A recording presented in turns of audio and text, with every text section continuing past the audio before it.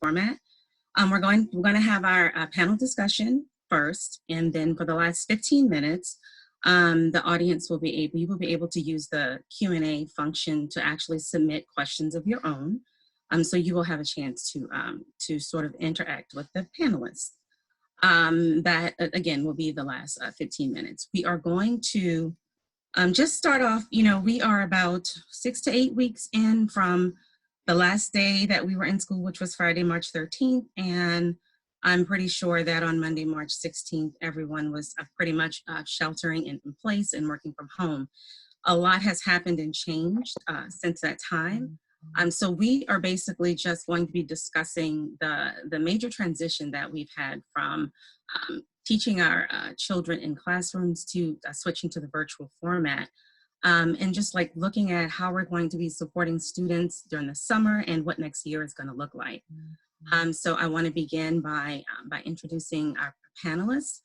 First, we have Joy Okoro. She is our Executive Director, TFA Greater New Orleans Region. And then we have Andrea Heard. Andrea is a professor at SUNO. She's a parental advocate and educational consultant with Ask Ms. Heard Coaching Services. Next up, we have Greg Jackson. Greg Jackson is a second year core member. He is a middle school teacher at Renew DTA Academy. Then we have, Avione Pichon. She is the CEO of the COO of Community Academies of New Orleans, of Community Academies. Last, we have Emily Waterfield. She is the Network Chief of Student Support Services at Renew. And I just want to say that Joy, Greg, Avione, and Emily are all Teach for America alum. I'm so glad to have them here, as I'm also glad to have Andrea Heard as our community partner and liaison. And I know that we're going to have a fantastic discussion about where we're headed in education at this time. I want to turn it over to Joy for a moment so that she can say some words about exactly what's happening at TFA GNO. So Joy, take it away. 8 weeks in and I still haven't figured out how to get myself on mute the first time. Thanks, Anita, and I will be so brief because I really just want to jump into the conversation, but I have just 3 quick things to share. First is Happy Teacher Appreciation Week.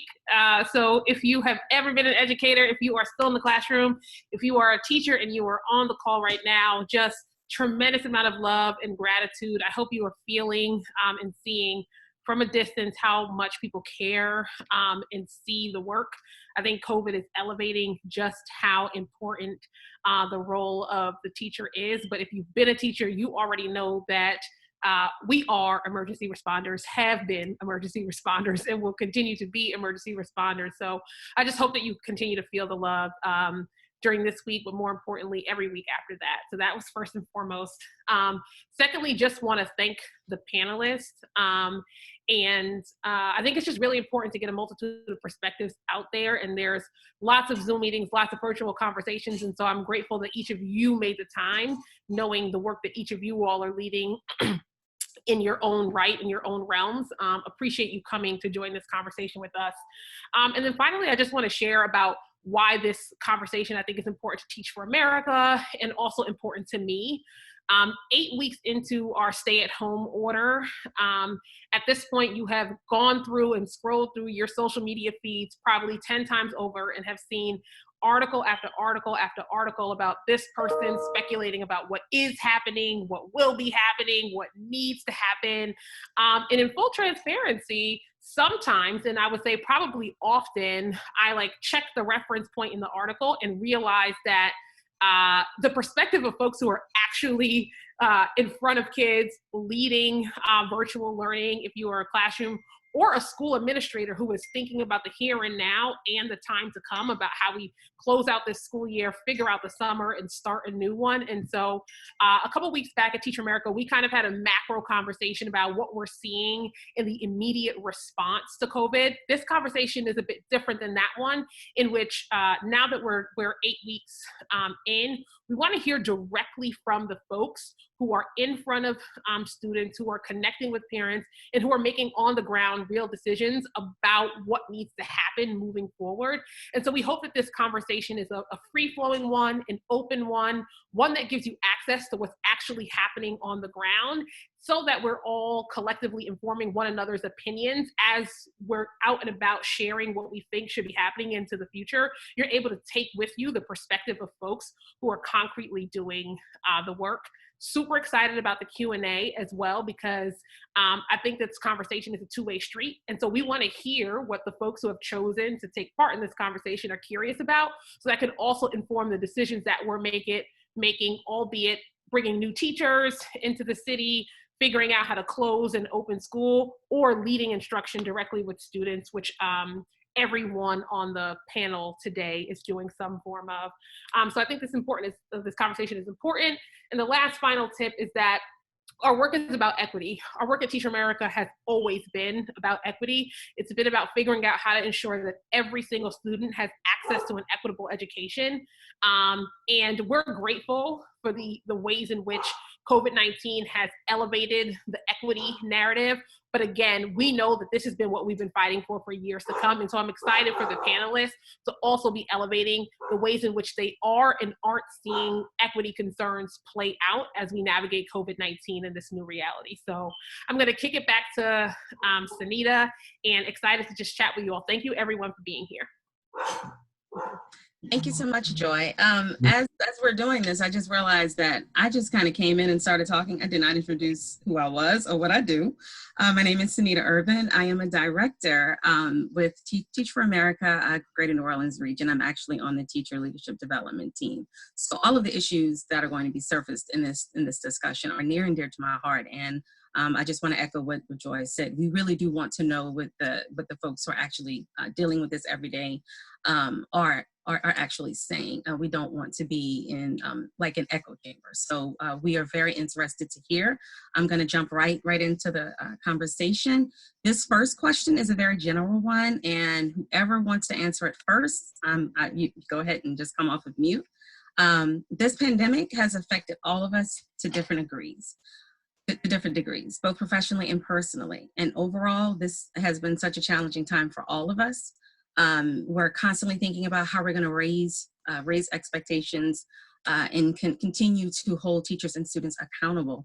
So I really would love to just begin by asking, what is something that you or your organization has taken on in light of what's happening, something that you are now doing that is just that's actually working, something that's sort of like the light at the end of the tunnel, whether that's shifting your priorities, planning for next year. If you could just kind of talk on that a little bit, and whoever would like to begin can jump on in. Okay, well, I'll jump in there.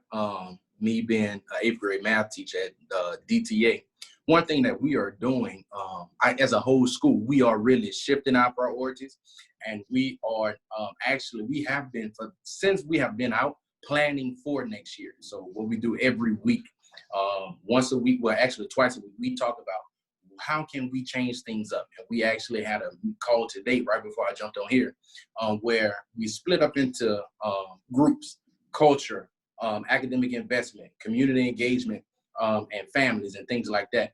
And how can we enhance the student experience?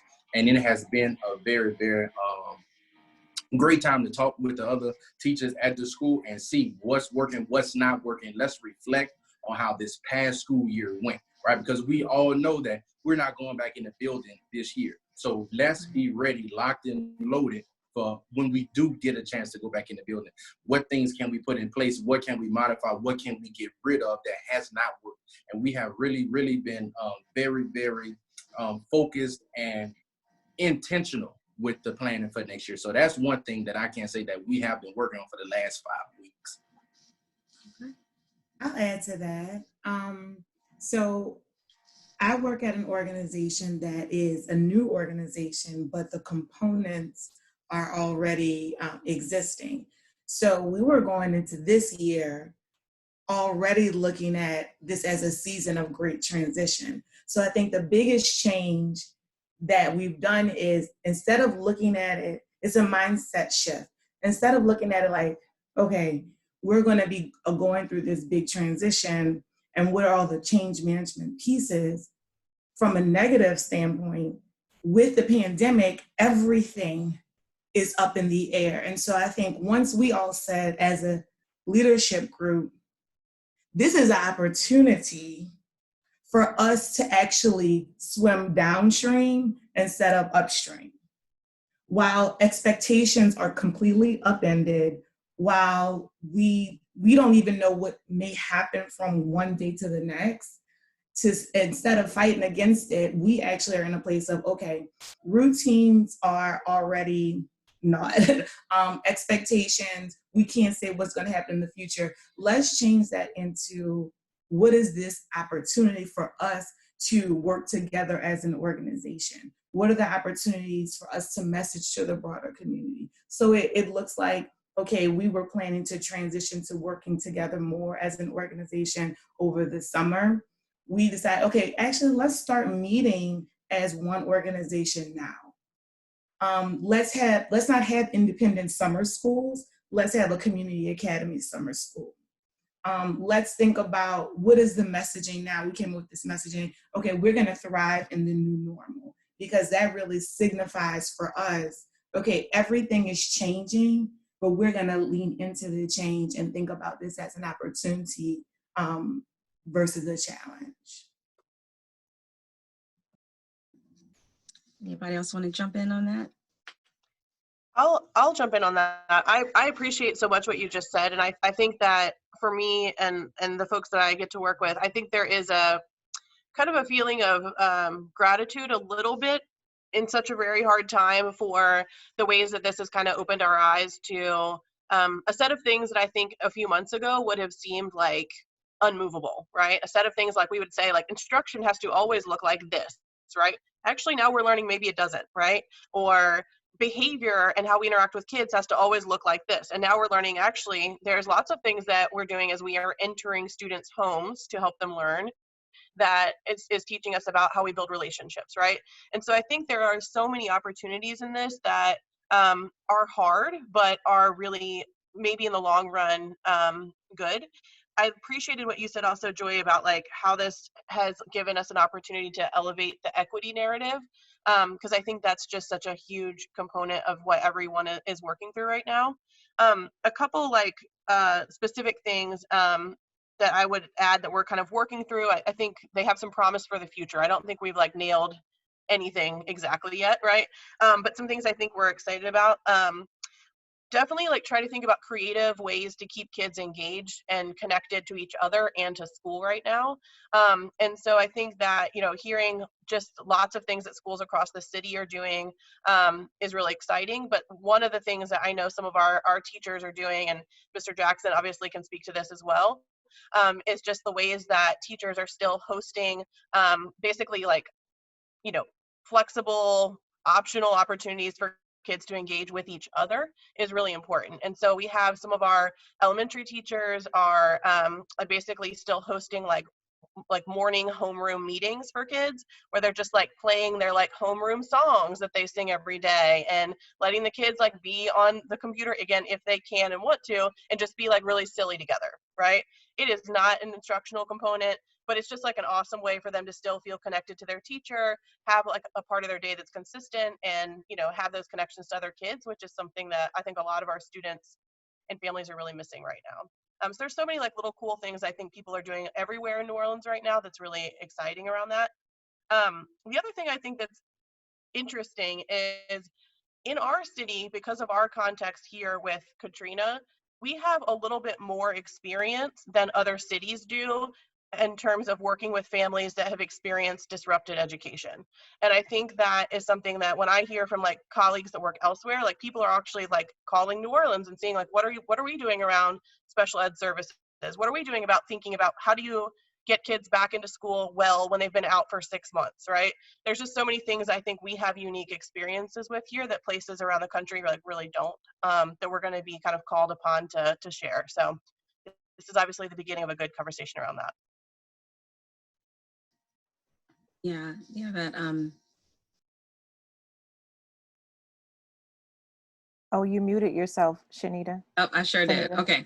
Seems like the running theme in all of this is just like being flexible and kind of pulling away from what we know to be the traditional way. So I appreciate that input. Andrea, just being someone who isn't necessarily school-based every day, how is this affecting you? Well, I'm not school-based every day, but which is actually working out to my benefit and for everyone else's, because I have space within myself to be able to be supportive for my teachers and for the parents who are trying to transition between this new normal. So I get to hear all of the issues and the complaints, or the, yes, this is working on both ends. So it's really great for me because I get to understand, I can empathize with people because I'm not in a traditional school setting anymore. So that's what's been really great about this time, because like I said, I have the space, the capacity to be able to be supportive for our teachers, especially our new teachers who are concerned about going back, or teachers who are excited about trying to get back into the new normal, but starting fresh, like you guys are saying, looking at some ways in which what were the things that weren't working and how can we improve and then move on from here. So it's actually been somewhat of, I'm looking at the positives in it, inside of what COVID-19 could do for education here in the city. Yeah. Okay, thank you. I appreciate all of those answers. They were very thoughtful and just really highlights the work that is lying ahead for us to do. I want to transition over. We've been talking about planning for the summer and planning for next year, shifting priorities. From the moment that this happened, Friday the 13th, the last day, I'm pretty sure that everyone was in school. Companies and different organizations have made an abundance of resources free for teachers, students, parents who are now teachers. There has really just been an onslaught of resources. There's no lack of resources, even to the point of where I think that folks started to get kind of overwhelmed because it was almost like too much. I guess my question would be, parents now have these tools available to them, but how are they responding? What are they saying that they need most, and how can we continue to support them? I'll start with Greg. Okay, for me, I would say, well, we communicate with our parents every week.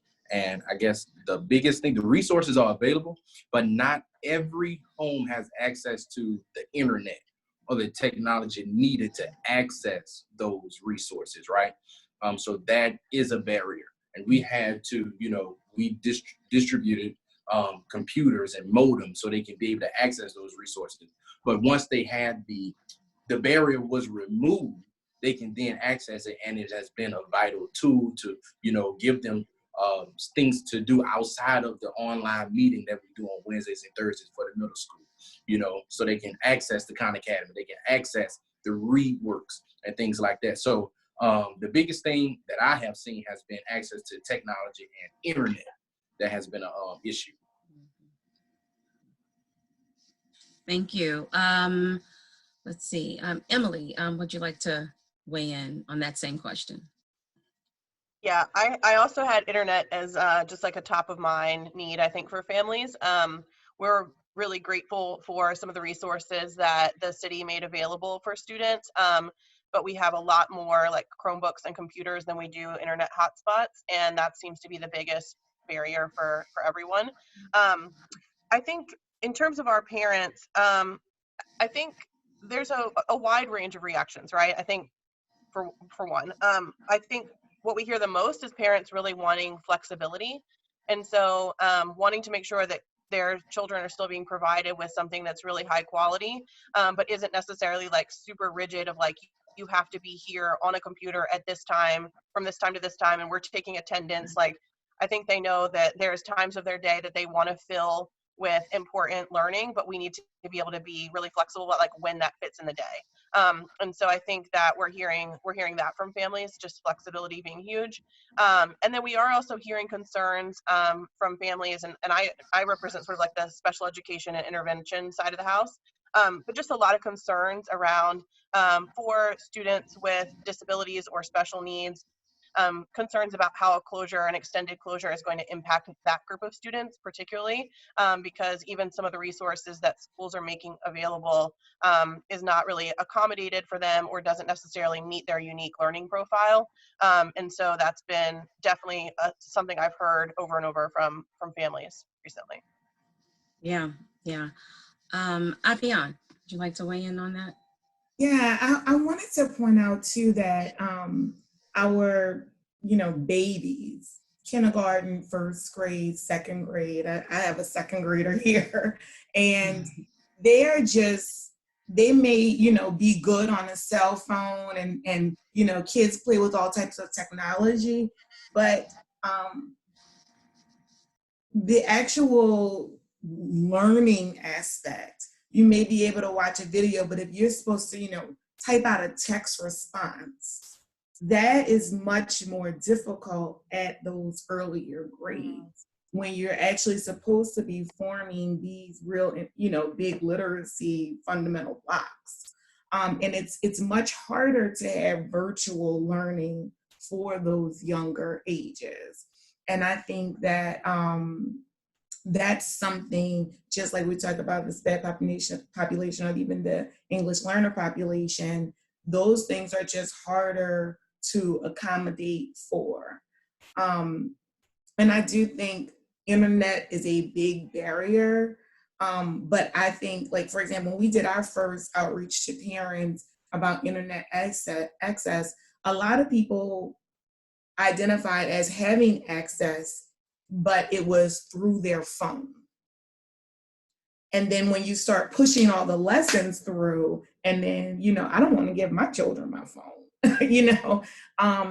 and then they realize, and we got a lot of callbacks, excuse me, I like to change my answer because no, I don't have internet access. And I can totally understand that because no, I have access, this child does not have access. And I think that brings me to my third point, which is like moving from how the household having something to each child in school having something. That's totally different.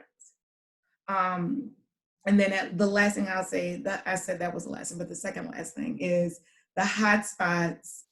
I think the hotspots are wonderful. What I was really hoping for was the Wi-Fi citywide. They've been dangling this in front of our faces for years, and it still didn't happen. So, that would be amazing just to have it citywide. Yeah, I agree. That would truly be amazing. It would push us into the next century, maybe.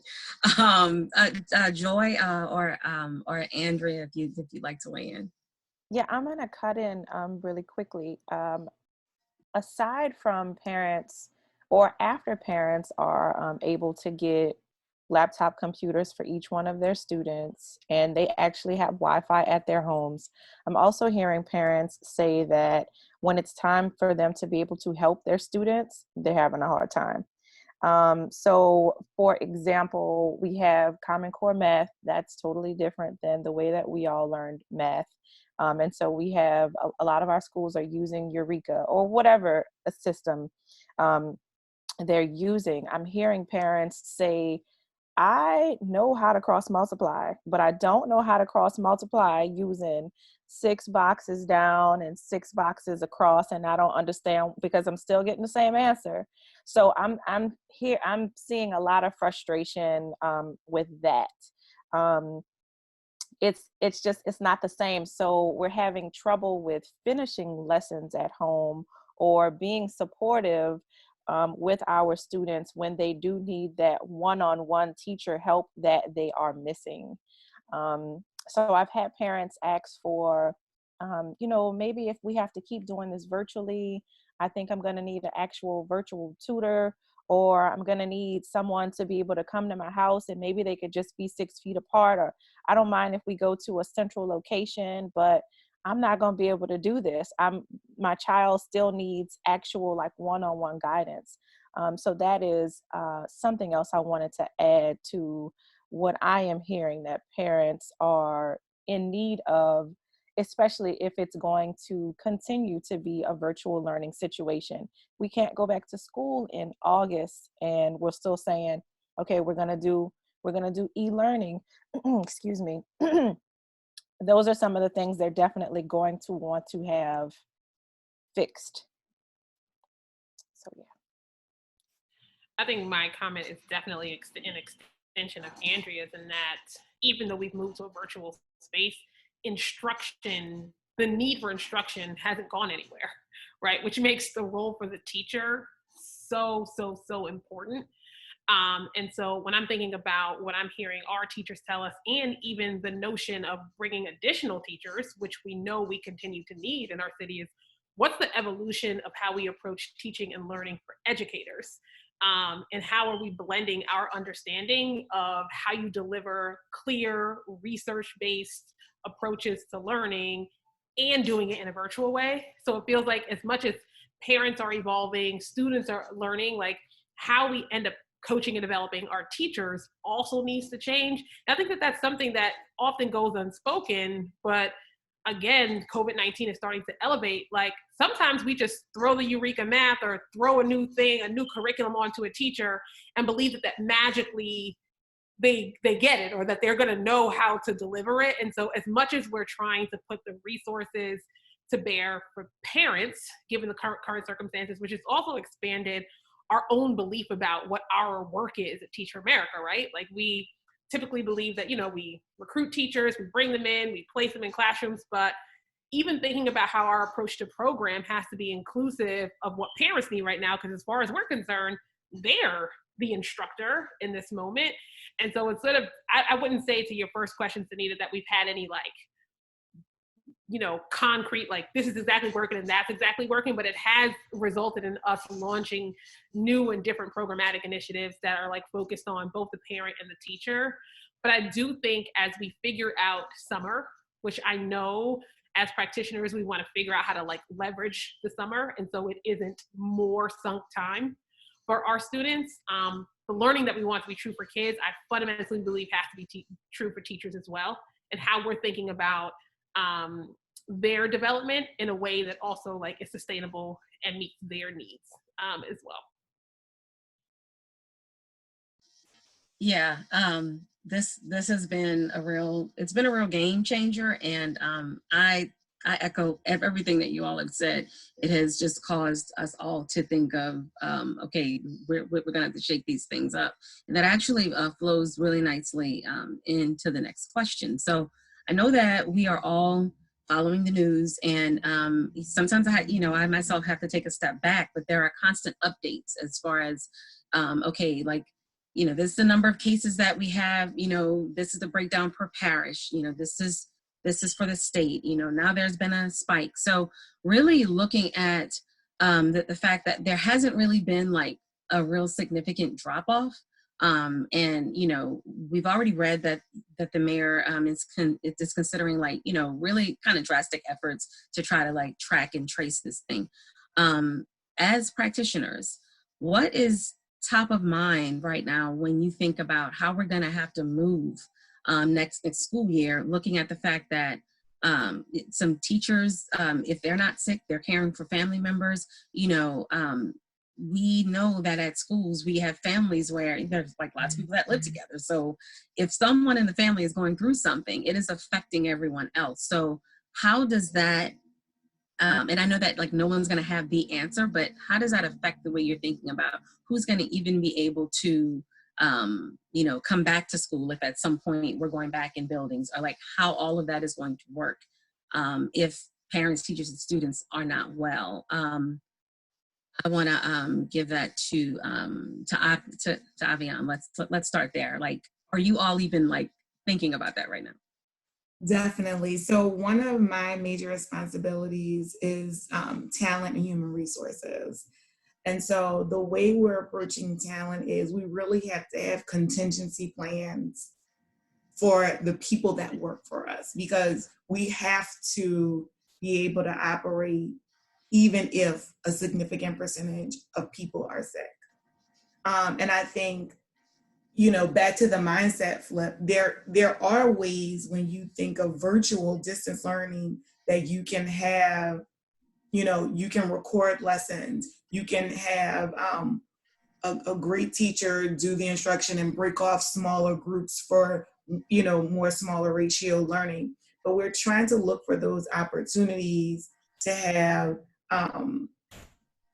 more interventionists, more paraprofessionals, basically contingency planning for human resources.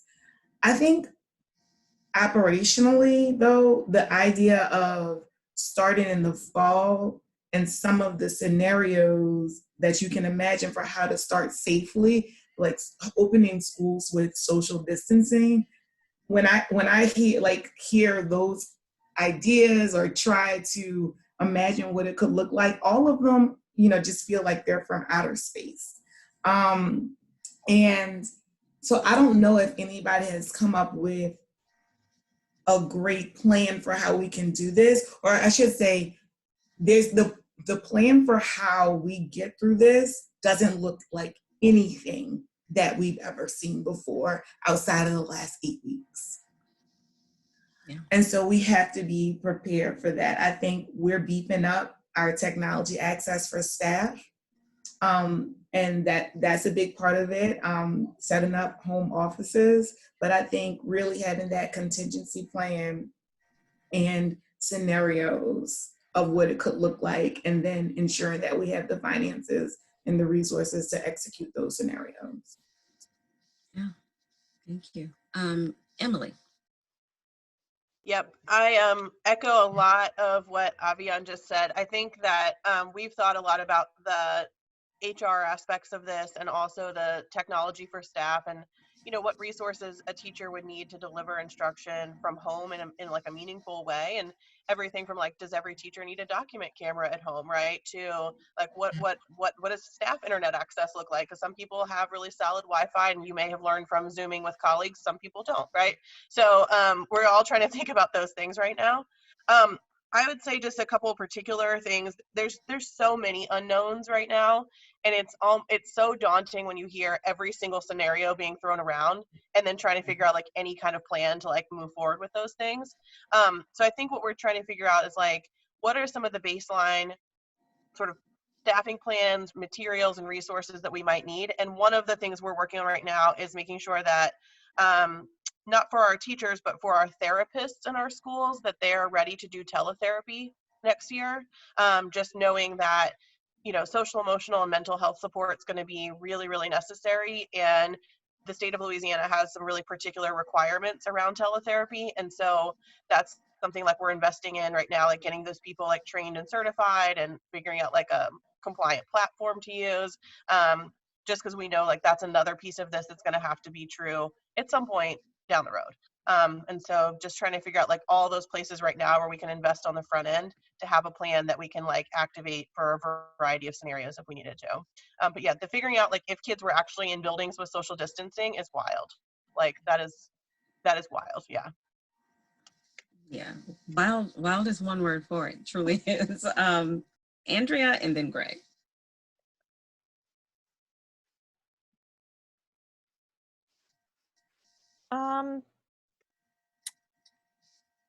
I'm sorry, I'm stuck on.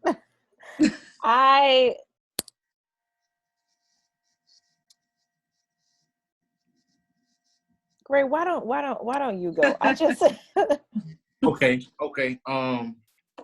Yeah, the piece about what does it look like if we go back in August? What will August look like, right? I talked to my assistant principal, Alan Powell, and we were talking about how, as a teacher, I was telling him we need PDs around, hey, incorporating technology in the classroom, period, right? Using a classroom website, incorporating Google Classroom holistically, where students are actually turning in assignments on Google Classroom. They're receiving feedback on Google Classroom, right? And there's a website where I have a document cam from the school in my house right now, right? And it is beneficial so I can do instruction, they can hear my voice and see what I'm doing, and then take that same piece, upload it to the classroom website so it's accessible, so they can say, hey, let me go, I didn't get this concept, let me watch Jackson do it again, and I think from a teacher standpoint, no matter how we go back in August, that technology piece and incorporating that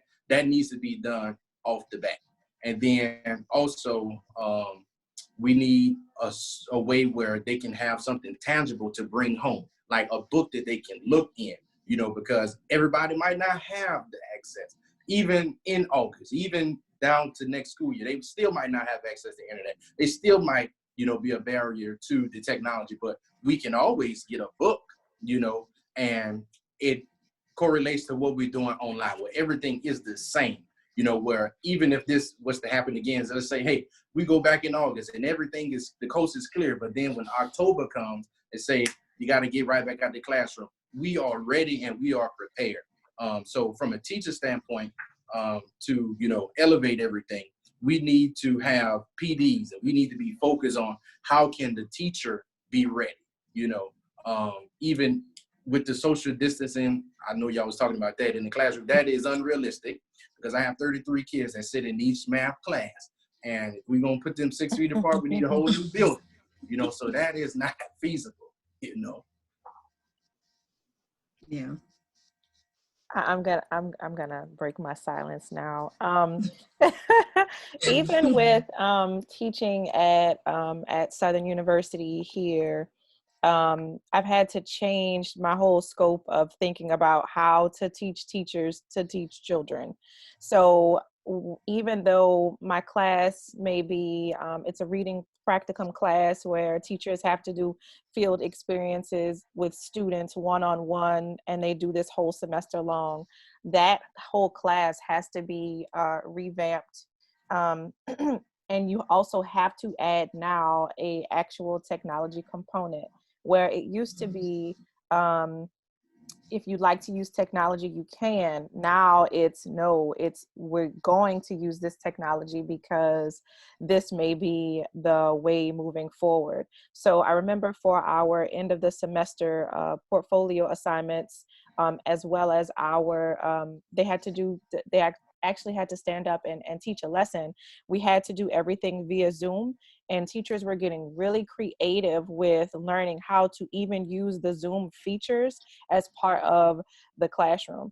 And so just even as like a college professor, it makes me have to up my game in every aspect of this so that I can help support future teachers when they get to you guys. So that's been the biggest challenge. What it's gonna look like, of course, no one really knows, but I think that's what summer is going to be about. Like you guys said, like Emily said, getting those baseline needs that every teacher has to have, and then maybe working through professional developments during the summer saying, okay guys, let's make sure that everyone knows how to actually use these things.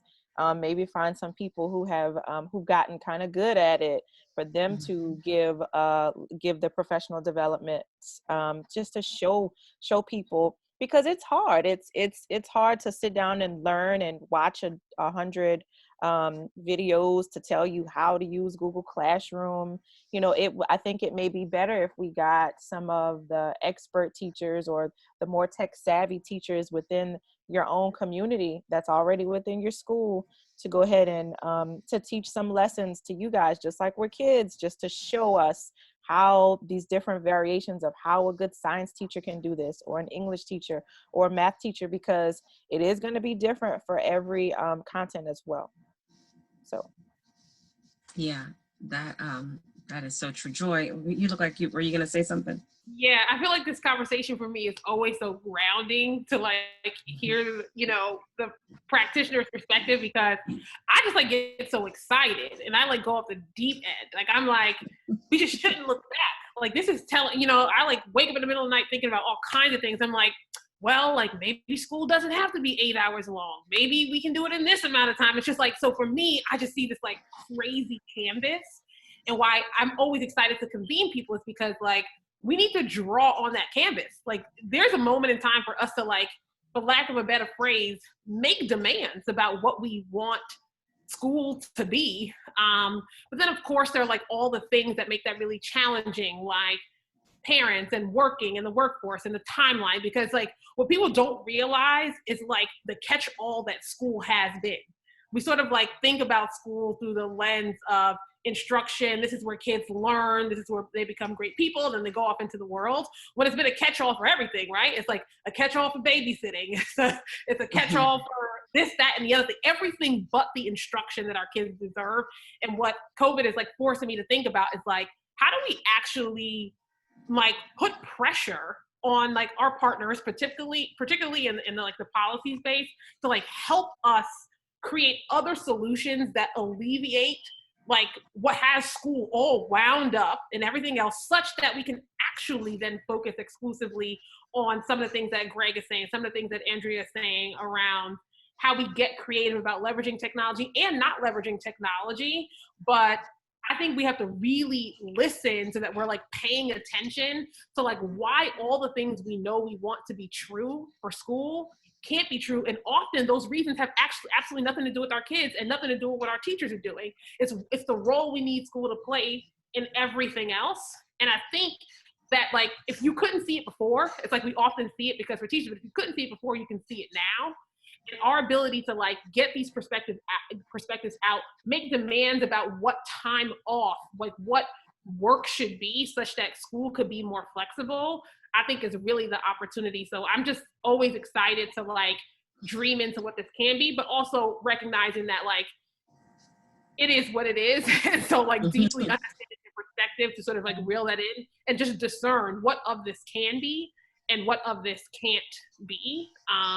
But I think to Andrew's point around the summer, like we could shape that. And we should be elevating these things in this moment to say like, when we open in the fall, we have no idea what it might look like, but it could look like this, and all the coulds can just sort of like begin to surface ourselves. And so I just love hearing from folks who are engaged with parents or our current teachers, because we can and should be building something in the same way we architected this whole thing, right? Like after the storm.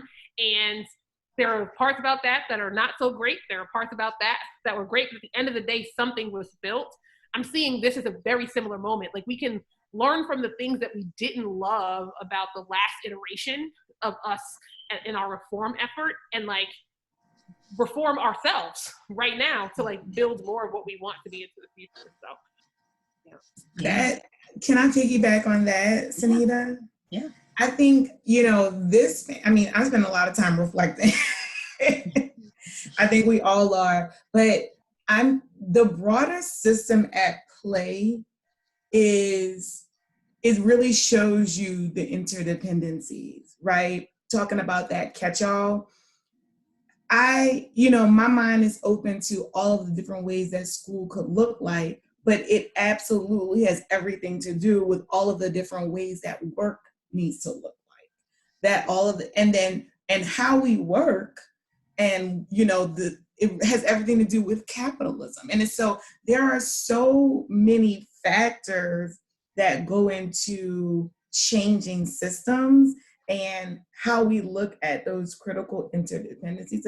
Yes, if you take a quick glance, it's like, okay, parents, how can you be more involved? And I think I hear teachers say this a lot, and I can see it from both sides. Parents, how can you be more involved in your child's education? Now you can be so much more empathetic to the teacher's plight now that you're home with your child all day. But I'm finding that there's just so much less discussion about parents that actually still have full-time work responsibilities. What is actually happening? I think about my own family. What's actually happening with children whose parents or parents have to work all day or all night. And these are some of our stable homes.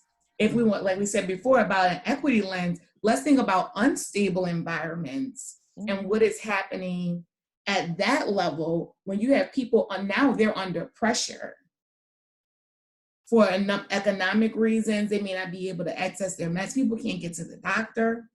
And so now you have people that were already in unstable environments and they are under pressure. And so what's happening in those homes? You see a drop off in reporting, child abuse reportings every summer.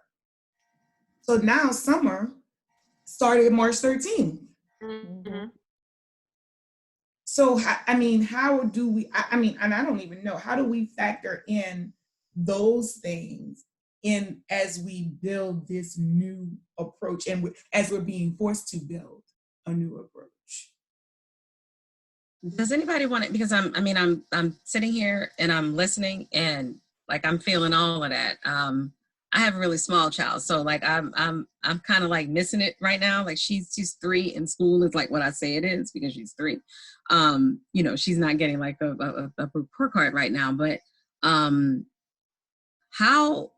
are we going to grapple with that? Like what Avione is saying is it's very true. Not everyone is able to work from home, and like the homes are stable as it relates to like money coming in and things like that. But what do we have to do to address that? And I mean, anybody can take that, and no one has the answer. But like what are some things that we could even start to think about, or like would even have to think about putting in place to address? Like this isn't a child that's on the edge, but people have to work. So like, what do we do? What are we gonna do? I know that's a toughie because I don't know. But I mean, it is something that you can't drop them off at your mom's house. No, that's been really hurtful lately. Like they have to stay at the house with you all day. So anyway, that's another webinar.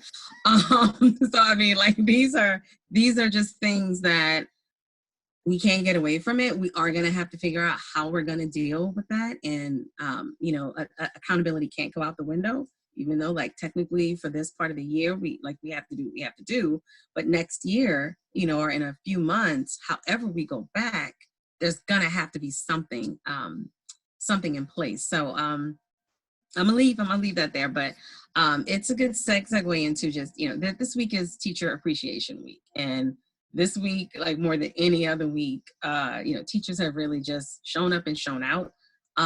Someone spoke earlier about the creativity that they've seen. And Greg, you touched on this a little bit earlier, but I really want to kind of drill down and focus in with Teach for America focuses a lot with core members on elevating the profession.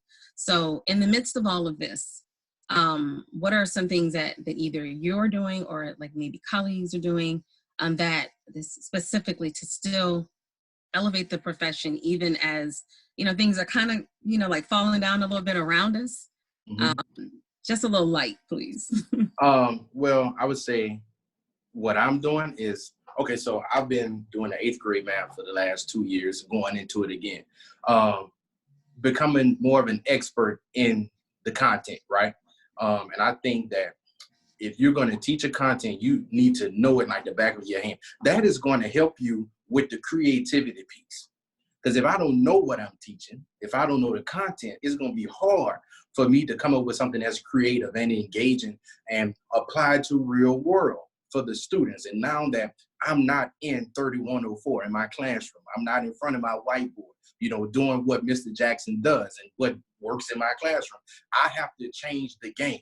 And if I don't know the content, I'm going to be in a very, very hard place. So we should take this time, learn your content, know your gift, and see what works, what has worked for you in the past, and how can I incorporate that now, right? Is it the personality piece, right? So us talking on this video, right? And I know my students, their attention span is like that, so they're not gonna appreciate me just talking monotone to this camera. You understand what I'm saying? So I have to be I have to incorporate my personality, my goofiness, you know, how I interact with the kids to keep them engaged, you know. So I would say to keep elevating, you know, yourself as a practitioner, know your stuff. You know, that's gonna make it 100%. I'm telling you now, know your stuff, and then creativity will begin to flow. Ideas begin to just pop off in your brain, because I can think about how I can work the Pythagorean theorem from my house. I can do a video talking about how long should a ladder be if I want to get to this light bulb. You understand what I'm saying?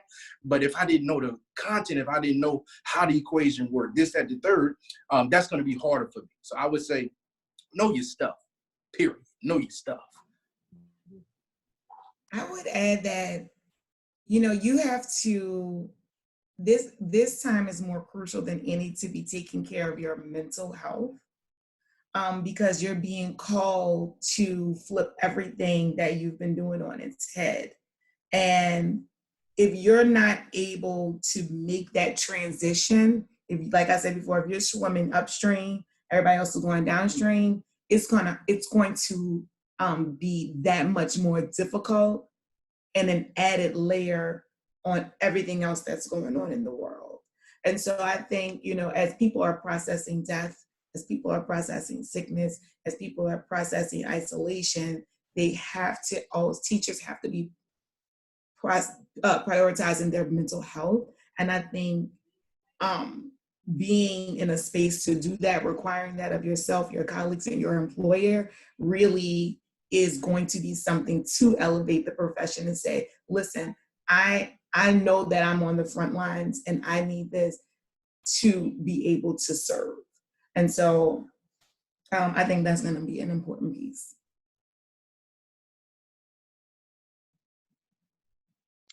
Thank you. I agree with both of y'all. I think the only thing I would add is this is such a moment and opportunity for leadership from every sector and every angle, right? And we don't have a blueprint for exactly, you know, what the summer or the fall or even like into next school year is going to look like. And there's so many opportunities to learn, like to kind of unlearn potentially like what actually works in schools. And, you know, we could come, I mean, this is like, who knows, right? But we could come out on the other side of this and say, like, actually our teachers who ended up with kids 2.5 days per week ended up having some of the same results as our teachers that we normally would in a very like structured standard school day. Like we actually don't know what's going to come out of this. And I think that to Mr. Jackson's point, like the people that are going to be creative and are going to think through unique opportunities and situations and take the bull by the horns and like actually try some new instructional techniques and how we meet the needs of kids, we're going to learn a lot from that.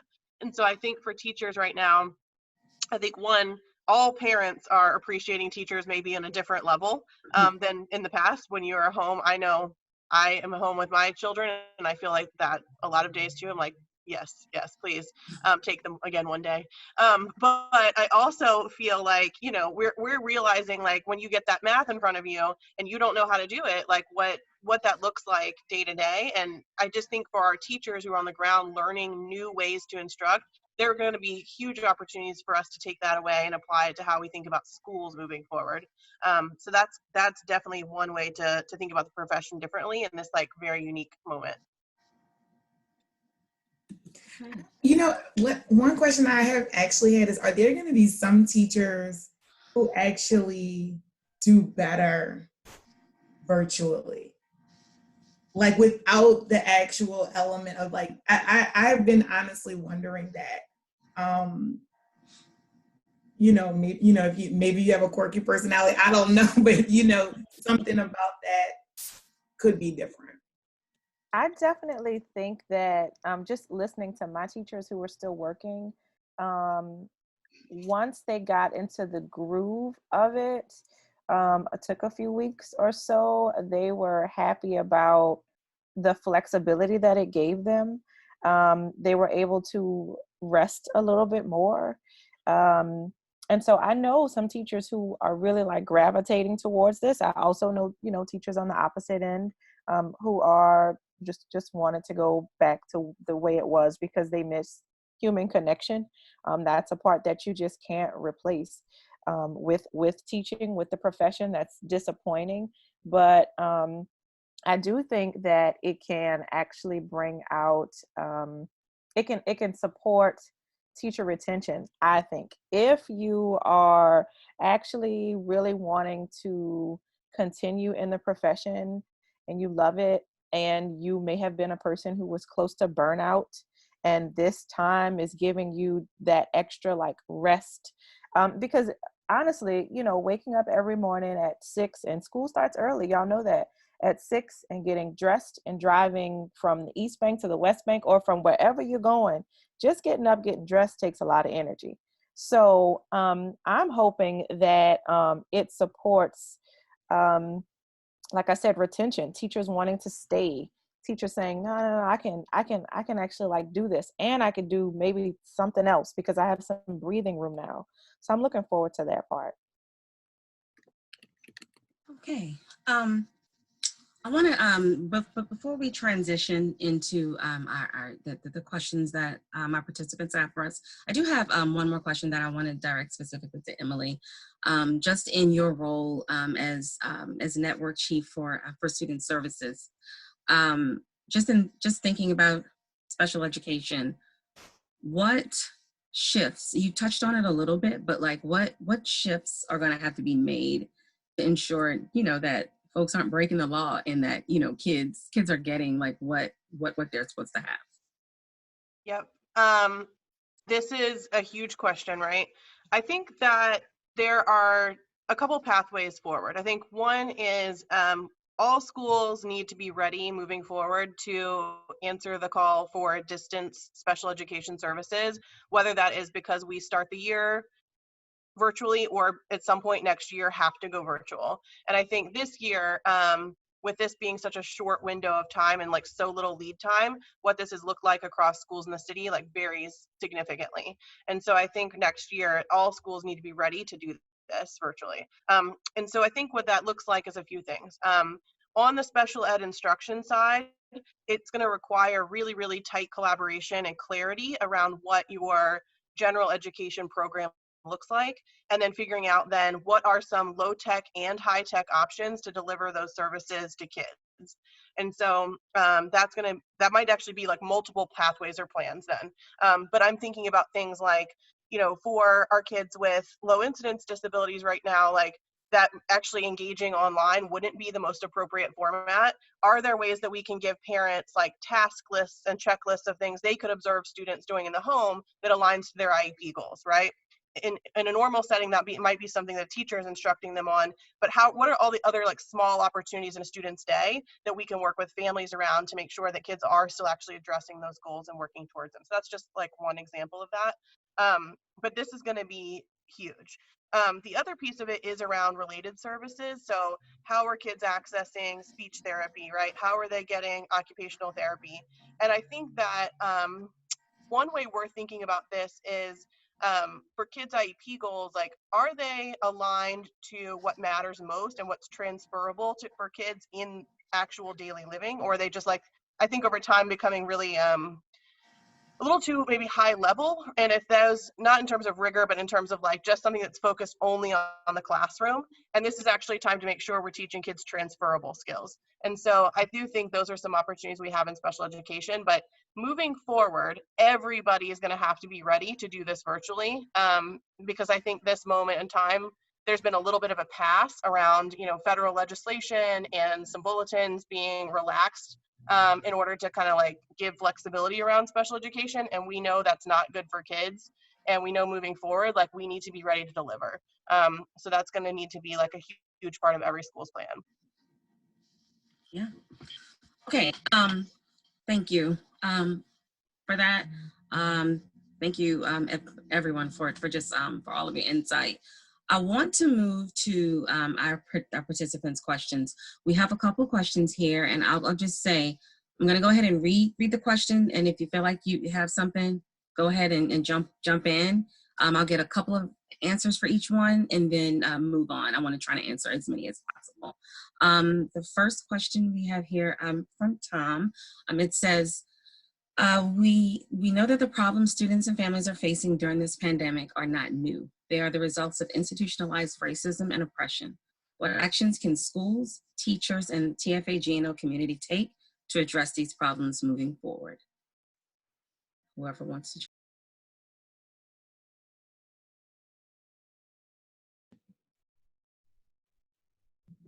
I think we touched a little bit on this, and this is, not as concrete as I wish it would be, but this idea of the internet being a utility, the internet not necessarily being something that people access as a result of privilege. And I think that that is something people can advocate for outside of education. That is something, like I mentioned before, a deal that the city has been working on with Cox Cable for years. So I think, political power is needed to move that forward.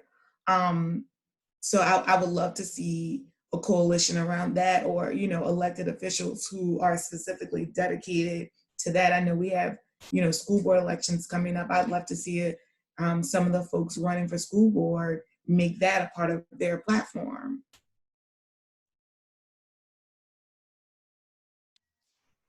Anybody else? Yeah, I agree with Avione on that, because like you I think you said earlier about a lot of what we do is based off of capitalism, right? And our policies in America needs to change, and people need access to resources to make the world fair, to make everything equitable. So if, we as core members and alumni, and even the teachers that are coming in this year, it will be good to see some of them advocate, right? Some of these legislators say, hey, this is something that we need. This is going to impact education tremendously. We have to really hone in and get them on board, because we are on the front line. We are the first responders in education. So we need to get them on our team and say, hey, this is what needs to happen. We need to write the mayor, write cops, and say, hey, in the city of New Orleans, this is a resource that needs to be available to everybody, because it's a barrier and it's hurting the education system. I agree. Okay, I'm sorry, and Andrea, you look like you were gonna answer. Somebody else said something. Yeah, this was a little bit closer to home. I absolutely am for open internet, but I just think in order to advance equity, we have to ensure that our students and our families have access to choices and quality choices. And I think we think about that relative to like how our school market is organized, but even more closely to our program, how our teachers have the opportunity to train, how even when we figure out a new form of accountability, if X amount of work is what students, need to complete to stay on track, that they can get to that outcome in many different ways.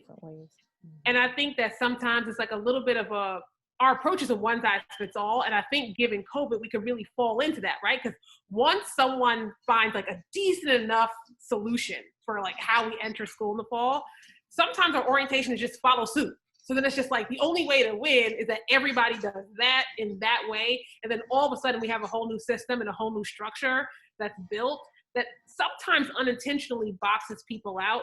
And so I know at least programmatically and the way that we've even thinking about training our new teachers that are coming in, like we have to give people latitude to do things in the way that work for them, and that those different approaches are also like free of judgment and scrutiny, because we are crystal clear on the outcome. And we are crystal clear around like, here's what teachers, need to be able to do. Here's what students need to be able to do to like remain on track. And however, how they get there is open. And I think sometimes that's scary, right? Because we want to control the outcome as much as we control the path to get to said outcome. And I think in order to advance equity, we sort of have to like lax up a little bit on like the how, because we actually trust our people. If we actually trust our parents, if we actually trust our kids and we believe that they want what we want for them as well, then we have to trust them to get there. And I think that that's hard, but I in my own leadership am trying to lead even more in that way with my own staff and my own teachers to say like, if we're all on the same page about where we're trying to go, how much do I actually trust you to get there? It's a hard question, because what's under inequity often is a belief that like XYZ person can't do it. won't do it. And you just got to check ourselves at the door. Like, do we actually believe that our parents want what we want? And I think that the answer is yes. Sometimes we just don't actually believe so. Yeah. Okay, I'm gonna move on to the next question from Michael. It says, Wendy Kopp in a webinar earlier this week said that this COVID situation has reminded us that teaching is a relational business, not a transactional one. So much talk right now is focused on technology and digital tools, but that seems to ignore the fact that learning happens through relationships. How are you thinking about relationships and their meaning, and their meaning for kids and their learning? Just for clarity, for folks on the call who are not like TFA affiliated, Wendy Kopp is the Teach for America's founder. So she founded Teach for America in 1990 and is now the head of Teach for All, a global network of organizations doing work similar to Teach for America across the country, just in case folks are like, who's Wendy Kopp? And that's open for whoever wants to jump in on that question. Can you repeat the question again? So the question is about, you cut out a little bit, about building relationships. Okay. It's basically saying with everything going virtual right now, we're focusing on the technology and the tools, but with teaching, so much of teaching being a relational thing, how are we thinking about relationships and their meanings for kids and their learning?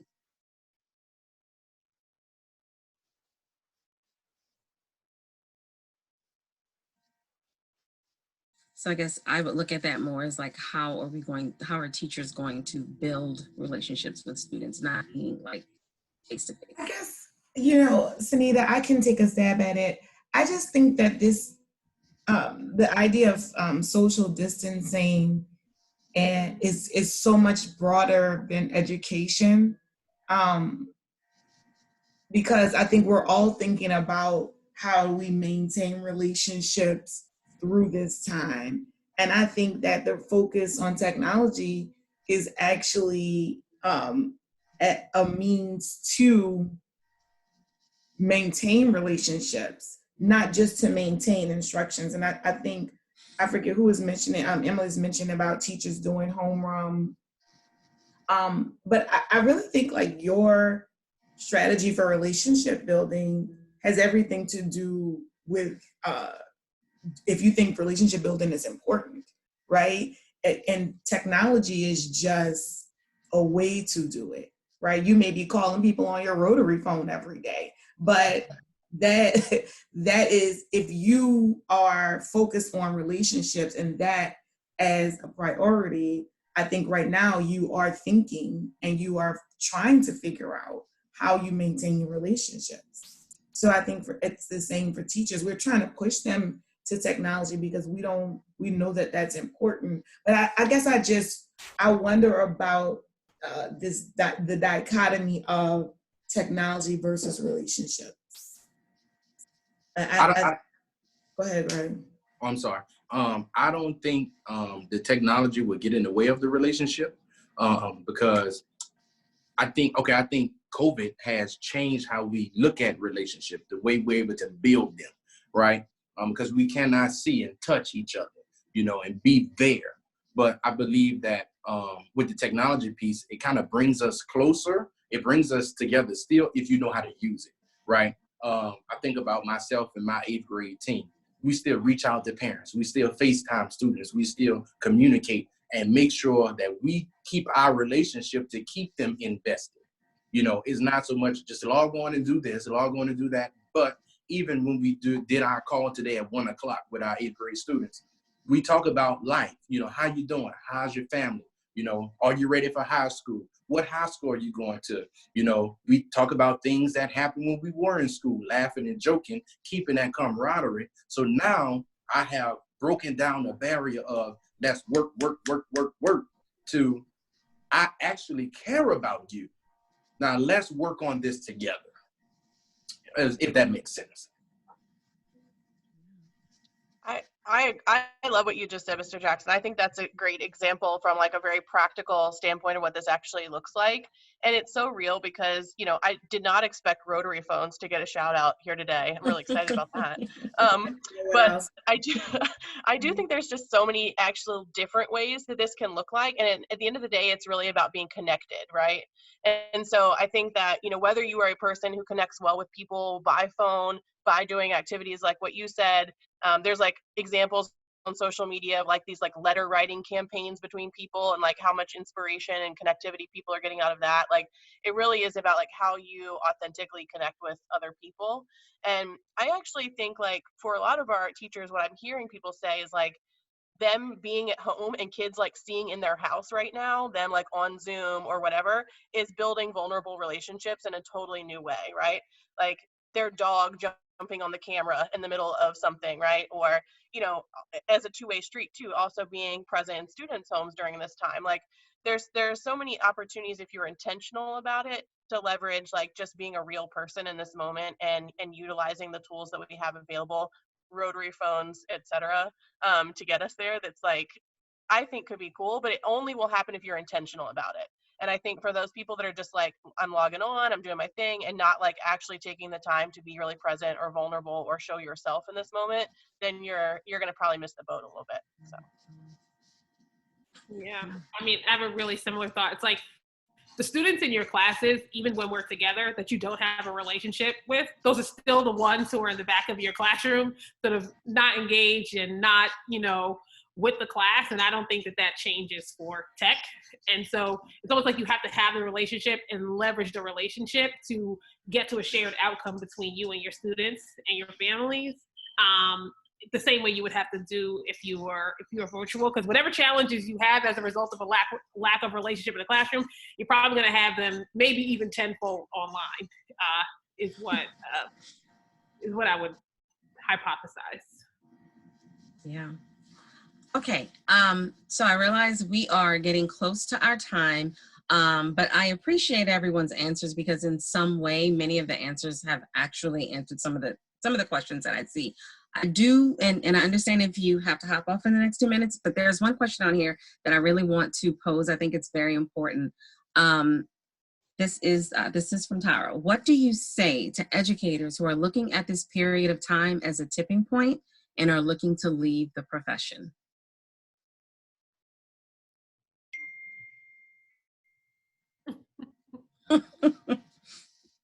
Yeah.